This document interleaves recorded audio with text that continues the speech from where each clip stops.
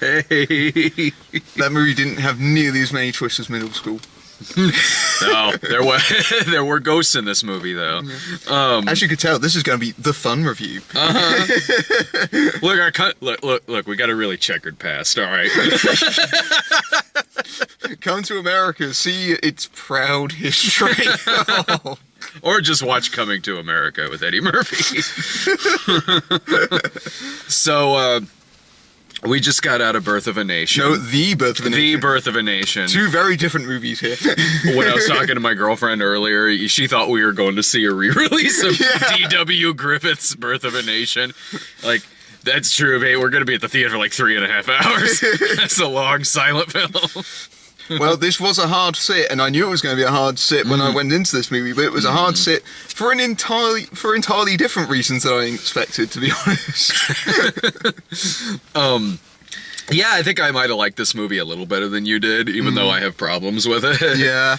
It's been interesting watching this movie and how it's developed, because the word of mouth building around this movie started all around at Cannes, and you can understand why the word of mouth had built around it, because here is this black filmmaker with his very first film, written, produced, starring, and he's reclaiming the title of a movie that's infamously a propaganda piece for the KKK. We're taking that title back. Yeah. I can't wait till he makes Triumph of the Will. And telling a story of a historical figure that has been previously been not very well, very well depicted in history. It's been a figure that's been, in many cases, sidelined. Especially, you can tell that especially in the source of in the epilogue that they at the end of the movie, where they note that Nat was everything that happened to his body dismembered and used for grease. All in the hopes of preventing a legacy, and the movie's really trying to prevent that. And here's the thing: I get that with the movie. You can tell it's this really well-intentioned, really absolutely. It really wants to be this powerful piece. And of course, the narrative surrounding the movie has been very much changed because of the what has come to light after the movie was bought by Fox Searchlight. Yeah. It'll be interesting to see how the movie does. That whole controversy involving Nate Parker and the co-writer of this film. It didn't affect how I watched the movie, because, I mean, look, it's not the first time I've watched and reviewed a movie that's done by a person who's possibly pretty morally reprehensible. And it won't be the last time either. So that... I mean, that didn't bother me going into this movie. That didn't bother me really going into the movie. I mean, I was aware of it, and there is some things with the movie to do with that. But to be honest, that really wasn't shaping my opinion of the movie. I was very much going into this, as it was very much intended to be seen, very much as a movie by itself. If I can objectively review a Victor Salva film, I can sit through Birth of a Nation. Because my problems with the movie aren't to do with the fact that the guy that made this is an acquitted rapist. That has nothing to do with my qualms with the movie. My qualms with the movie, I think, come down to a lot of the fact that it's a movie that has a first-time director. And last night we watched Girl on the Train and we compared it to Gone Girl. Because the comparison is unavoidable. Here, it's very much unavoidable that you, in your head, you compared this to 12 Years a Slave. No, you're absolutely right. And during the movie, of course it's not that old of a movie. Visually speaking, they look rather similar. Like, similar tones and everything. Or similar, like, cinematography. Well. Exactly. And 12 Years is... There were times in this movie where... I was thinking to myself that 12 Years a Slave is a better film. It's paced better. It's edited a lot better than this movie. We have to talk about this movie's pacing. I knew we were going to agree on this, because this movie is like exactly 2 hours long. Which when I see something that's exactly 2 hours long, I instantly get suspicious that. This has been edited down to get in more show times throughout the day. you can kind of tell in a lot of scenes in this movie. You can kind of tell that it's a movie that at one point might have been longer, but I think that's also just simply due to the way it's been structured. Because the first act, I had major reservations with the first act of this movie in particular, because, you know, the movie is about this revolution. Yeah. But really, it kind of isn't for the most part. For the most part, it ends up being this biopic movie when really it shouldn't be. It really should have more of a focus on the revolution.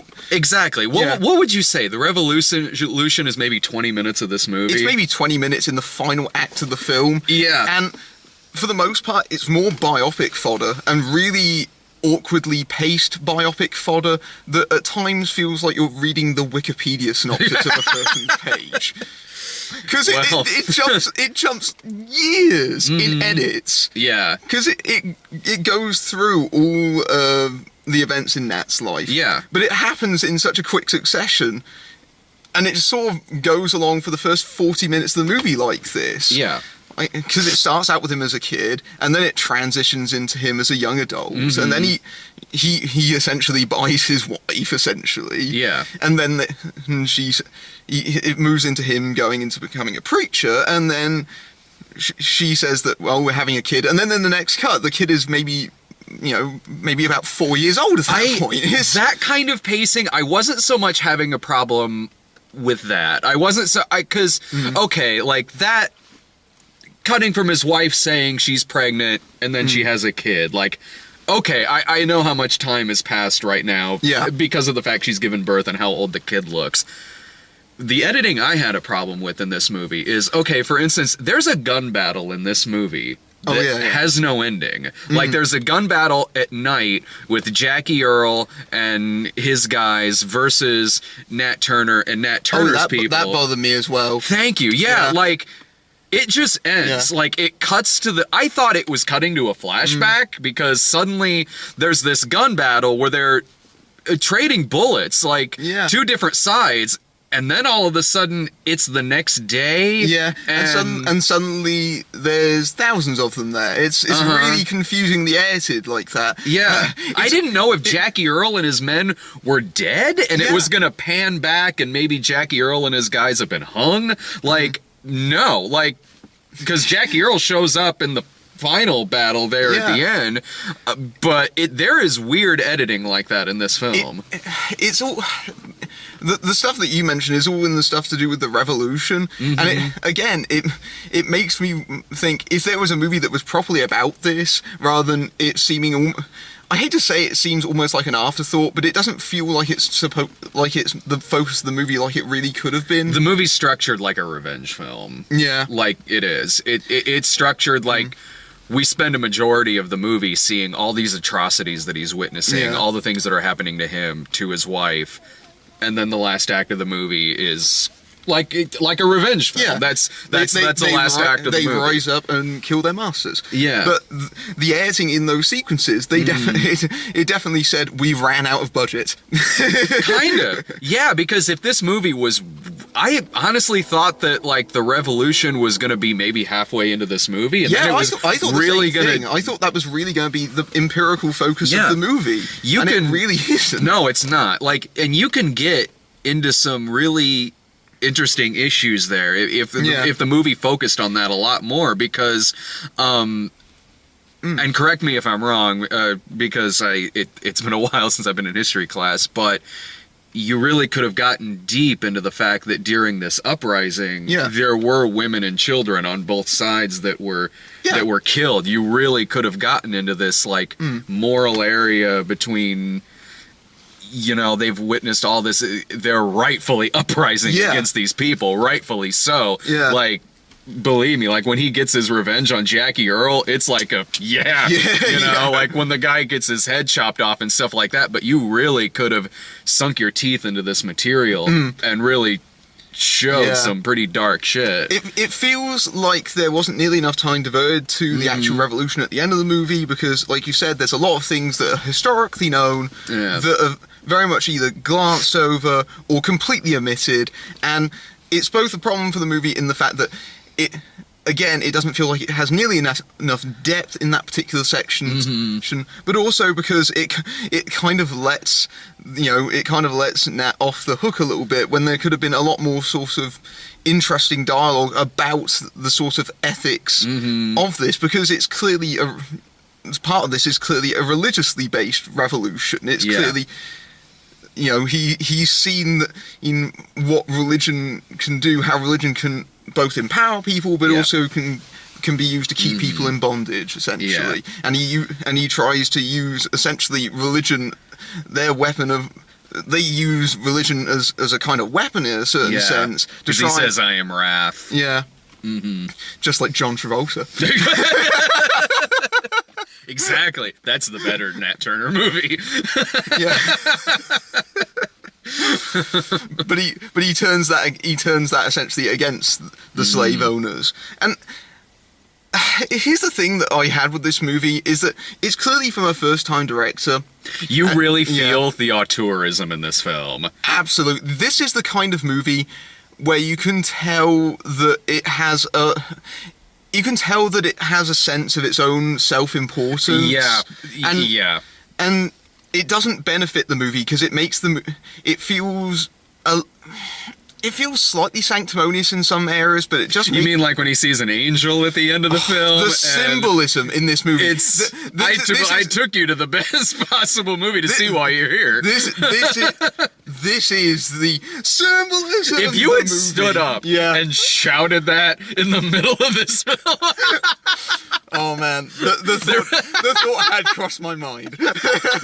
Because this was symbolism 101, and at times it was almost a little bit embarrassing because it was weird cutaway shots that had nothing to do virtually with the scenes that they were in. Not at all. It got weird. Like, not only is it really stereotypically auteurish, but it was like, did someone sit on the remote and I'm watching an episode of Hannibal all of a sudden? It's like that first scene in Lucy where it cuts to stock nature footage. Yeah, exactly. Like his wife gets attacked and the scene's playing out, and then suddenly we cut to this insert shot of corn bleeding. This ear of corn that's bleeding, and there's one part where Nat Turner standing with kid Nat Turner, and he's doused in like this white war paint. It's connected to the sort of tribalism that was at the start of the movie. But again, it's something that doesn't feel like it has a place in the movie as it looks like he's avoiding Emperor Palpatine hiding in the woods, like because this big dark cloaked figure turns his head around. The very first instance of symbolism, I'm really annoyed because I can't remember off the top of my head, but it really annoyed me because it felt so jarring, and then it kept happening. Quite a bit. The visions of his wife as an angel that happened when he was getting whipped, and then it happens again at the end of the movie when he's getting hung, and the movie could lose all of that. Hanged, quite pedantic. Someone paused the video to type that in there. You hung a picture on. You hang a person. I say hanged all the time. Yeah. Or hung, or whichever one is the wrong one. I say. Don't worry. I'm sure someone will correct us. Oh, they do. And I'm always like, dude, wonder what I meant. But the moment where he kills Armie Hammer in the movie, again, that is a real kind of symbolism moment because they're backlit against this giant stained glass cross, and again it really takes away some of the ethics of that particular moment because the framing of the cross in that moment makes it look like a very righteous kind of thing when really Armie Hammer's character was more of an ambiguous figure because he starts off sort of... Armie Hammer has the best arc in this movie. Yeah. By far. Armie Hammer is the kind of actor that he really is more of a character actor than he is a leading man. I really like Armie Hammer. Yeah, he's a good actor, but I'm not sure if he's leading man material. But this is the kind of role that he's. He's great. I loved him in Man from U.N.C.L.E. As bad as Lone Ranger was, like I had no problem with him. Yeah. Like honestly, as the Lone Ranger, he's actually kind of a perfect actor to play that. But in this, he really starts out this movie as this more not a terrible person by any means. Like, it starts out like there's almost this sort of friendship between the two of them. Like, he kind of protects Nate Parker a bit early on in the movie, and it seems like they bond a bit, almost sort of like the Cumberbatch role in 12 Years a Slave. Yeah, that definitely reminded me of that. Yeah. And Armie Hammer has the best arc in this film, because as the movie goes on, Armie Hammer himself starts seeing more and more of this sadistic, torturous shit, like the guy getting his teeth knocked out, and you can tell Armie Hammer's having a huge problem watching this. Like, he's disturbed by it, he starts drinking, and then as the movie goes on, he sort of ends up morphing into his father more. Yeah, he starts turning into his father. He becomes much more of a hardcore alcoholic. Abusive. Really abusive. Turning a blind eye to everything. Yeah, because he starts having, like, problems on his farm, and so it's really interesting starts calling Nat by boy. Yeah. It was really... That was honestly the most compelling character in the movie. Yeah. Like, it really was, to see what started out as this figure that you don't dislike in the film to, by the end, really not that much different than the rest of the people that they're rising up against. That, to me, was one of the things I really liked about this movie. It's why it's one of the things that I didn't... Whereas overall, I didn't dislike this movie. Armie Hammer I didn't dislike this movie either. I want to make this perfectly clear. I don't think this is a bad movie by any stretch of the imagination. No, not at all. This is a very flawed movie, yeah. And I have serious problems with the way that it's executed. But I am sympathetic to what it's trying to do. Yeah. Oh yeah, absolutely. No, totally. And good things I could say about the movie is that other than Armie Hammer being really fucking good in this, Nate Parker in the lead role, he's very solid in all around. The acting is really solid in this movie. Nate Parker is really good in this film. He is a good leading man in the flick. The journey that his character takes is interesting in and of itself. There's sort of this idea that he goes around to these various slave houses. Yeah. And he preaches, because he's probably luckier than many of the people that he encounters, in that he has had a semblance of an education. He can read. Yeah, he can read. He doesn't he go to one of them and they say, oh, they barely even know their own names. Yeah, they barely know how to spell their own names, or barely know their names. Yeah. Yeah. I mean, even when he's being taught by Penelope, I think that's Penelope Ann Miller at the beginning of the movie. I think it is. I seem to recall she was in this movie. Yeah. Even then, there is still a feeling of segregation and separation. Like, these are all the books for the white people, but here's your Bible. Yeah. But he goes around preaching, and he sees firsthand the conditions, and you can see him visibly uncomfortable. You can see how there is a serious conflict in how he feels in his own Christianity, and how other people use Christianity as a justification for their own sort of barbaric actions. Oh, it never happens nowadays. Yeah. The movie does. The movie's not timely whatsoever. No. Yeah, the movie does do a lot of that, where without outright coming out and saying it, it compares a lot of the things in the movie. I mean, we compare this to 12 Years a Slave, but it's sort of different in some respects, in that 12 Years a Slave has a sort of element of Hitchcockian wrong man kind of narrative, in that Solomon Northup... Whoa, that was very close to us, guy behind us. Just run right into us. That would be something.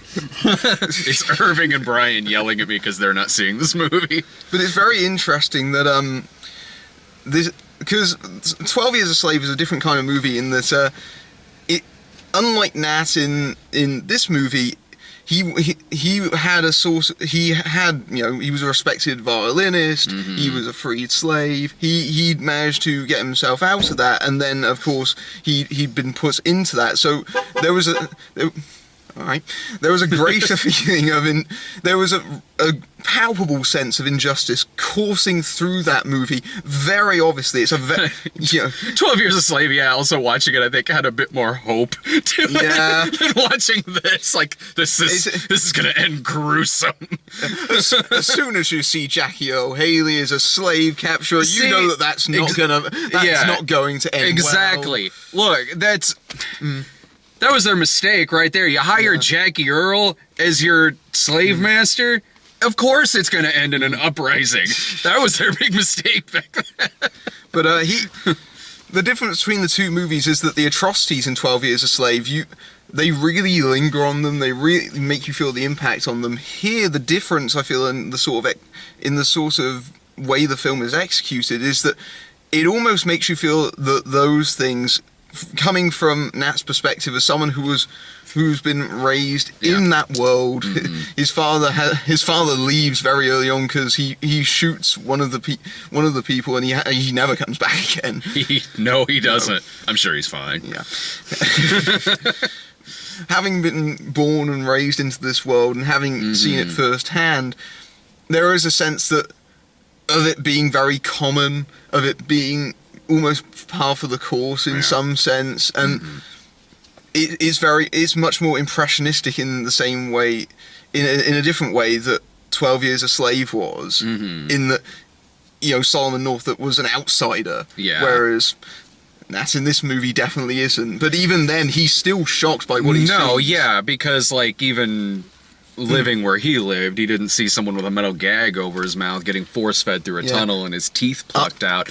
And knocked out with a hammer. And what I liked about this is how much this movie really does, like you mentioned, 12 Years a Slave, kind of showcasing a lot of the violence and everything. And this one, I did like how a lot of the really violent material in this really kind of lingered more on the shots of the characters who were watching it happen right in front of them. Yeah, it was very much more impressionistic. The actual sort of gory moments are actually very fleeting, if anything. Yeah, there's the teeth, there's the whipping scene, there's the climax. Yeah, but the difference in the whipping scene, for example, in 12 Years a Slave, they showed the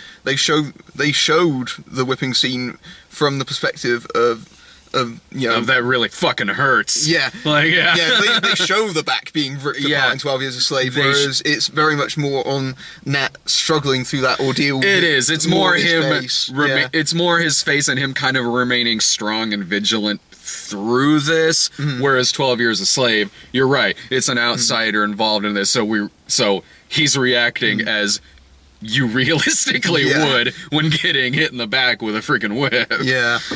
But this comes down to maybe I just didn't feel it in the same way, because like I said, 12 Years a Slave, that sense of indignity and injustice courses throughout the entire movie, and it does here, but it almost feels to a lesser extent. There are too many structures in this movie that feel like they're a little bit meandering. Like you said, there are serious pacing issues with this movie. Yeah. This is the kind of movie where it really, you compare it to a revenge movie. In a revenge movie, there is normally a sense of sort of anger bubbling up to the surface, and unfortunately, Nate Parker, in terms of his direction, he's a better actor than he is a director. Well, because he doesn't really get a building sense of tension in the movie. Well, he does, but the thing is, and it's a problem I have with some of the pacing is that it does reach a point to where it bubbles up to where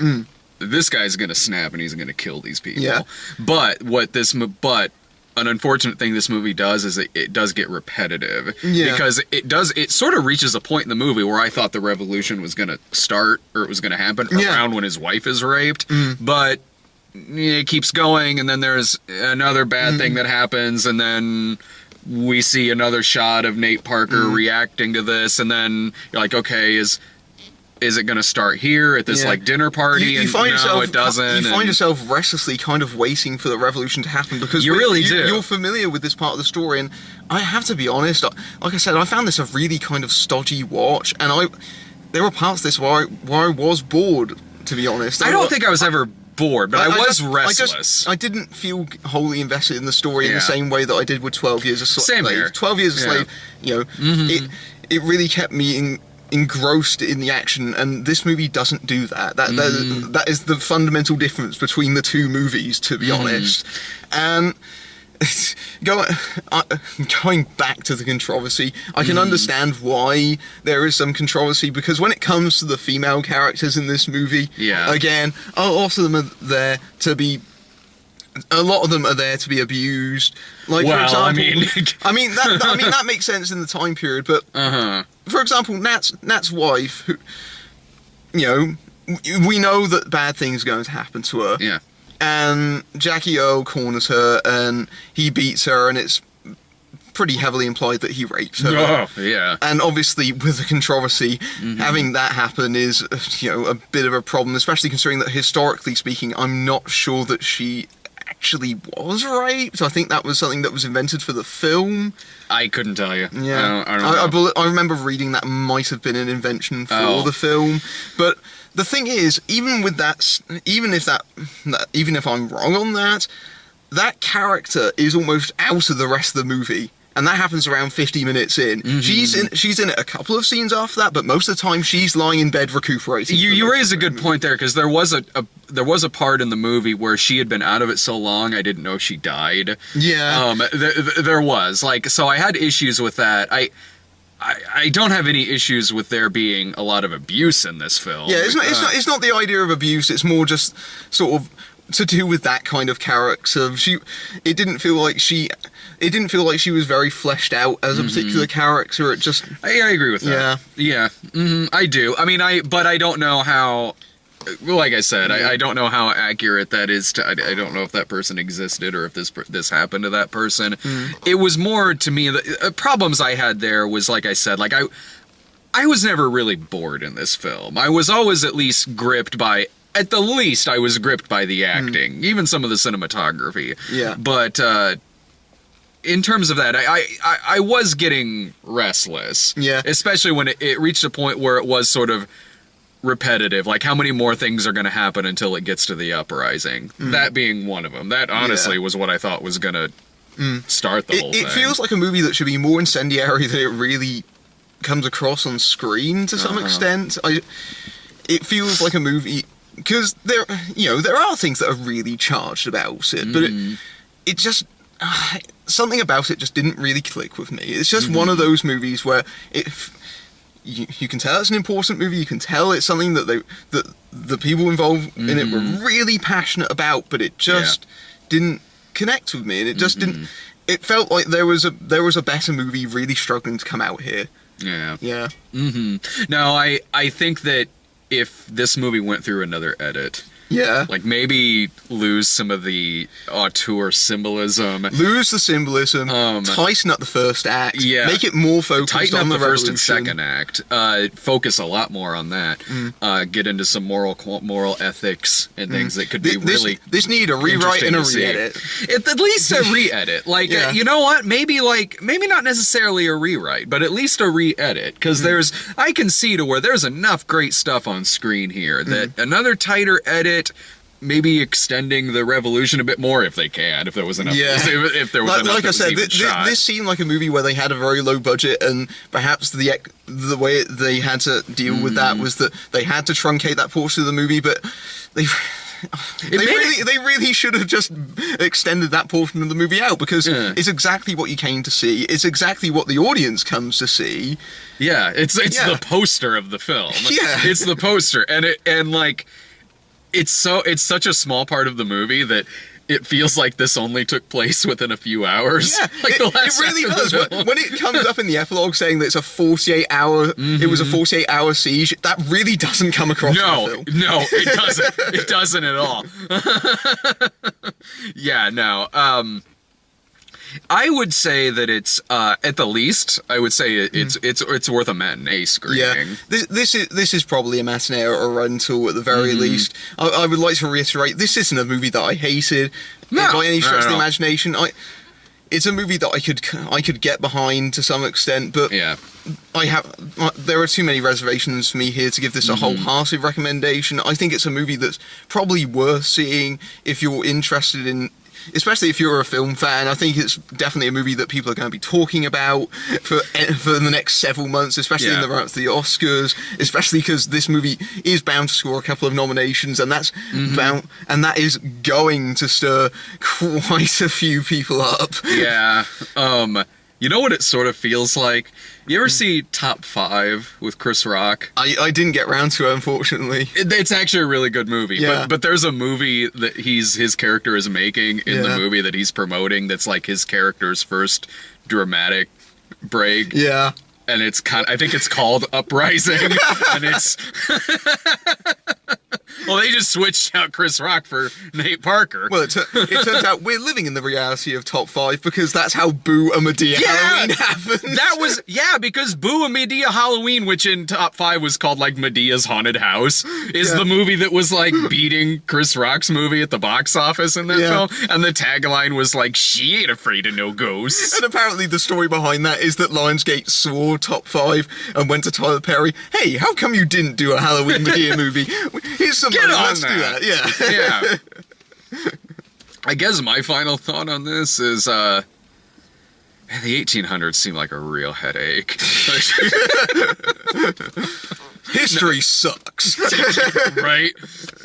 The movie is, I think 12 Years a Slave is a better movie. Yeah. For the reasons we said. Yeah. But I was gripped enough by this film to where I wasn't sitting there like, I certainly didn't regret seeing it. At the least, it's worth a matinee.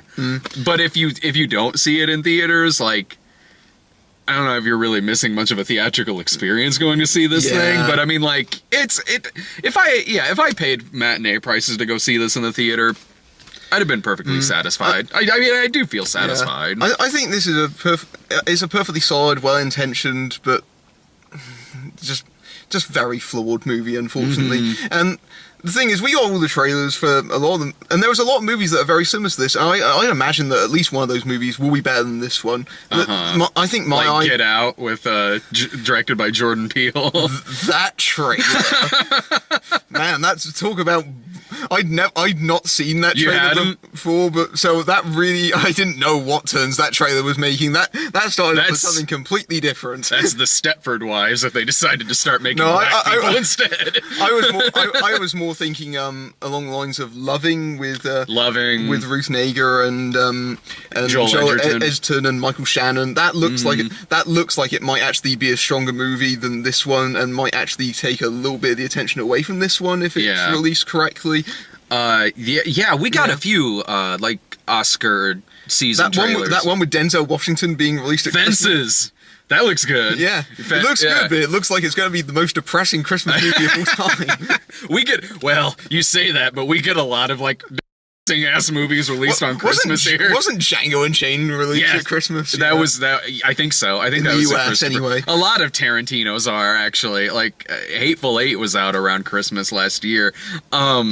But we got Hidden Figures. We also got Hidden Figure, the Affleck movie that looks really good. Live by Night. Inferno, the US trailer for Inferno that apparently US audiences don't like to see a movie these days unless they have 2/3 of the movie spoiled in exact order.